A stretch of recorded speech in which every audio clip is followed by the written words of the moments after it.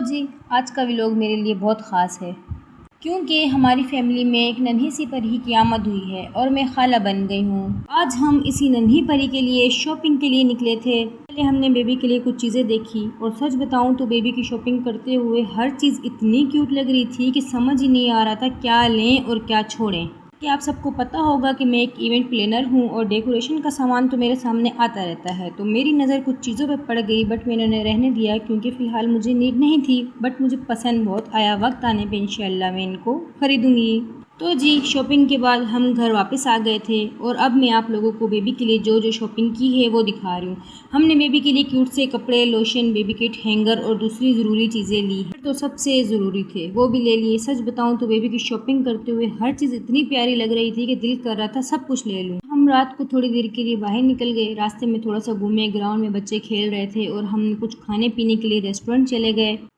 तो वहाँ हमने शवारमा, चाय और गोलगप्पे वगैरह खाए, थोड़ा सा एंजॉय किया और फिर वापस घर की तरफ रवाना हो गए।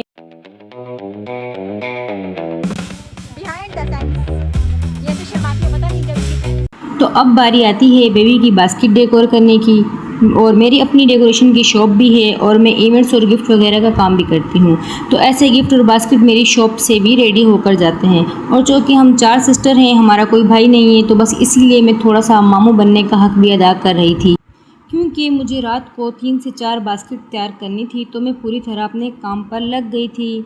लेकिन मसला ये था कि 2 खालाएँ आराम से सो रही थी और मैं यहाँ बैठी बास्केट डेकोर कर रही थी। मुझे समझ ही नहीं आ रही थी कि फ़ैन बंद करूँ या चलने दूँ, क्योंकि डेकोरेशन का सारा सामान उड़ रहा था।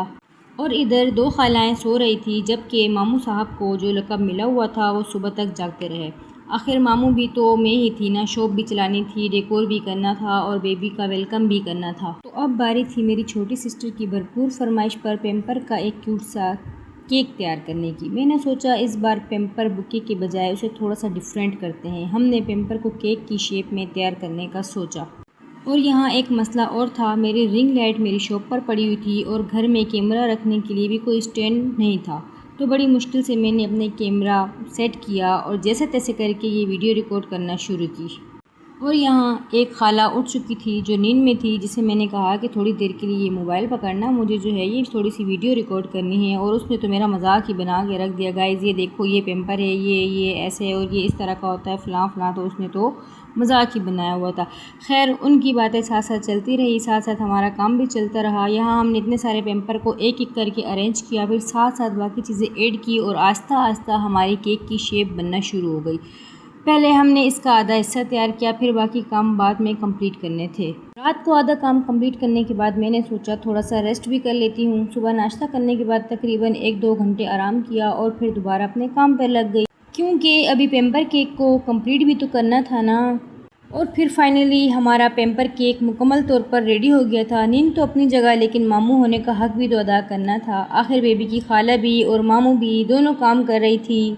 यहाँ पे आप कंप्लीट लुक देख सकते हैं। अच्छा जी, अब बारी थी हमारी बाकी बास्केट्स की। हमने तकरीबन 3-4 बास्केट ली थी। एक बास्केट मेरी सिस्टर के लिए थी जिसे हम बिल्कुल शुरू से डेकोर करना था, और बाकी 3 बास्केट हमने वो वाली ली थी जो टायर की शेप में थी। और इन टायर वाली बास्केट को हमने एक क्यूट सी छोटी सी ट्रेन की शक्ल दी। सबसे पहले हमने अपने टेडी को इसमें बिठाया, क्योंकि जनाब ने ये बास्केट लेकर सिस्टर के घर भी रवाना होना था। तो बस टेडी साहब को उनकी सीट पर बिठाया और फिर शुरू किया बाकी डेकोरेशन का काम। और ये था मिठाई बॉक्स और मिठाई टॉपर जो हमने हॉस्पिटल लेके जाने थे, और यहाँ पे जो है इसके ऊपर मिठाई के ऊपर ये टॉपर लगाने थे। फ्रेम था जो आप देख चुके होंगे, जो न्यू बॉर्न बेबी के लिए कस्टमाइज़ होता है, जो अक्सर डेकोरेशन एंड अक्सर कस्टमाइज शॉप से आप रेडी करवा सकते हैं, जो कि मेरी शॉप है। यहाँ पे एक फ़्रेम हम ले चुके थे क्योंकि इसमें जो है एक पिक्चर प्रिंट करवानी थी। इसी न्यू बॉर्न बेबी की पिक्चर आती है और फ्रेम में जो है पिक्चर, वेट वगैरह और हॉस्पिटल का नाम जो है लिख देते हैं। तो यहाँ पे कुछ सामान मैं ऐड कर चुकी थी, जैसे कुछ बेबी के लोशन वगैरह की किट, फ्रेम वगैरह हो गए, और बेबी के जो है छोटा सा एक बॉक्स हमने रेडी करवाया था जिसमें इसकी ज्वेलरी वगैरह और ये सामान रखा था। इसके साथ साथ बेबी के 2 से 3 टॉयज़ का पैकेट हमने लिया था, वो हमने इसमें रखा। कंप्लीट बास्केट को डेकोर किया। 2 से 3 बास्केट हम रेडी कर चुके थे डेकोर के साथ, और साथ साथ जो है हमने इसके कुछ कपड़े जो है बिल्कुल घर के सिलाई करवाए थे, क्योंकि मार्केट के कपड़े ज़्यादातर बच्चों को अच्छे नहीं लगते। आप सबका तो नहीं पता, हमें नहीं अच्छे लगते, तो हमें जो है ज़्यादा घर के कपड़े ही पसंद आए, जो बेबी के लिए ऑलरेडी कुछ रेडी कर दिए थे हमने। और इधर जो है हम ये छोटा सा उसका सेट जैसे जिसे जहेज़ कहते हैं वो रख रहे थे। उसके साथ साथ छोटे से क्लिप वगैरह और बेंगल्स वगैरह रखी थी और जो लॉकेट सेट वगैरह एक बॉक्स में रेडी करके रखा था। बाकी आप बॉक्स की लुक देखें कितनी क्यूट है, क्योंकि अक्सर डेकोरेशन की तरफ से थी।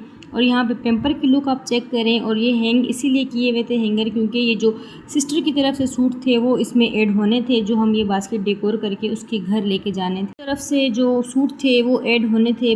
बाकी ये कैरी कोट को भी डेकोर किया था जी। अब हमारी सारी प्रिपरेशन मुकम्मल हो चुकी थी, बास्केट भी रेडी थी और फाइनली बेबी को वेलकम करने का वक्त आ गया था। हम घर से निकले और सबसे पहले मोमनाबाद की तरफ रवाना हुए, क्योंकि पहले अपनी सिस्टर के घर जाकर सारा सामान वहाँ रखना था। यहाँ सामान मैंने अपनी ज़िम्मेदारी से रखवाया, क्योंकि सामान बहुत नाजुक था और मैंने खाला को बोला पहले तो कोई हेल्प नहीं की, चलो अभी आके जो है ये सामान मेरे साथ रखवा दो। हाँ, हम घर से निकले क्योंकि हमने सिस्टर के घर जाना था, पहले सामान वगैरह उसके घर रखना था। हम यहाँ से निकल चुके थे। रास्ते तो आप सबको जाने पहचाने लग रहे होंगे, जैसे कि ये है नेवल कॉलोनी, आप सब जानते होंगे, क्योंकि मेरे टिकटॉक के कुछ फैंस जो हैं मेरे यूट्यूब की तरफ तशरीफ़ लेके आएंगे तो मैं इन सबको बताती चलूँ। जैसे कि आप सबको पता होगा ये है MYM, जिसमें आप सब ने मुझे अक्सर सफ़र करते हुए देखा होगा। यहाँ पे हम जो है निकल पड़े थे 24 के रास्ते से, क्योंकि हमें जो है नीड थी हीलियम के बालून्स की, बट वो अंकल हमें यहाँ पे नहीं मिले, जो हम यहाँ से रवाना हुए मोमनाबाद की तरफ।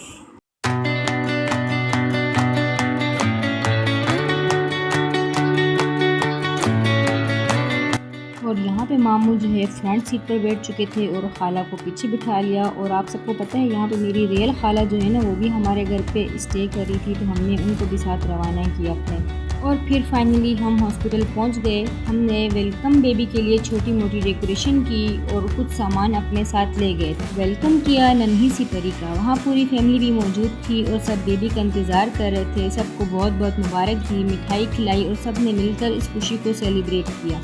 और भाई को भी बहुत बहुत मुबारक दी और पूरी फैमिली के साथ ये खुशी सेलिब्रेट की। और हमारी बेबी माशाल्लाह माशाल्लाह इतनी क्यूट थी, इतनी प्यारी थी कि दिल ही नहीं कर रहा था उसे छोड़कर वापस जाएं, बस दिल कर रहा था उसे देखते ही रहें। लेकिन हमारी छोटी सिस्टर की इंस्ट्रक्शन भी तो फॉलो करनी थी। वो बार बार कह रही थी घर जा घर जा, घर को भी डेकोर कर दो। तो आखिरकार हमें अपनी नन्ही सी परी को छोड़कर घर के लिए निकलना पड़ा। यहाँ बेबी के बाबा बेबी को कैरी करने में लगे हुए थे और साथ में मैं उनकी हेल्प कर रही थी कि बेबी को कैसे कैरी करना है, क्योंकि फ़र्स्ट बेबी था उनके घर का भी और हमारे घर का भी। तो हम जो है बहुत ज़्यादा हंसी मजाक कर रहे थे। माशाल्लाह से माशाल्लाह बेबी इतनी क्यूट थी, मेरा तो दिल ही नहीं कर रहा था इसको छोड़ के जाने को। मेरा दिल ऐसे लगा हुआ था बस इसके पास बैठी रहूँ, इसको रेडी करती रहूँ। दरअसल मुझे बेबी बहुत ही ज़्यादा क्यूट लग रही थी, बहुत ही ज़्यादा। ख़ास तौर पर मेरे व्यूवर्स ने, मेरे यूट्यूब फैमिली ने, मेरी टिकटॉक फैमिली ने, सब ने माशाल्लाह माशाल्लाह ज़रूर कहनी है व्लॉग्स को देख के भी और बेबी के पापा को देख के भी और माशाल्लाह उनकी खुशी को देख के भी, और सारी फैमिली के लिए बहुत ज़्यादा दुआ करनी है।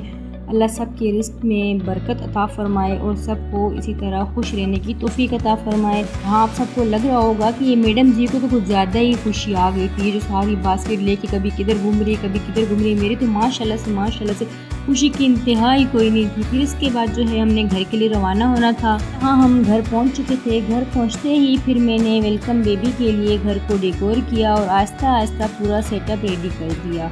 नॉर्मल सा बिल्कुल रूम के हिसाब से जो है मैंने डेकोर किया हुआ था। माशाल्लाह से बहुत ही ज़्यादा अच्छा लग रहा था, बहुत ही ज़्यादा। ये जो है बेबी का दहेज था, दहेज।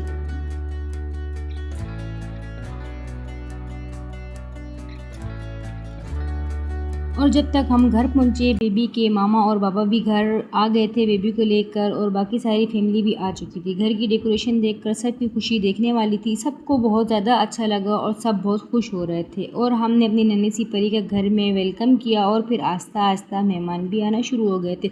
माशाल्लाह घर में बहुत ही प्यारा सा खुशियों वाला माहौल बन गया था। मिलते हैं नेक्स्ट व्लॉग में, अब तक के लिए अल्लाह हाफिज़।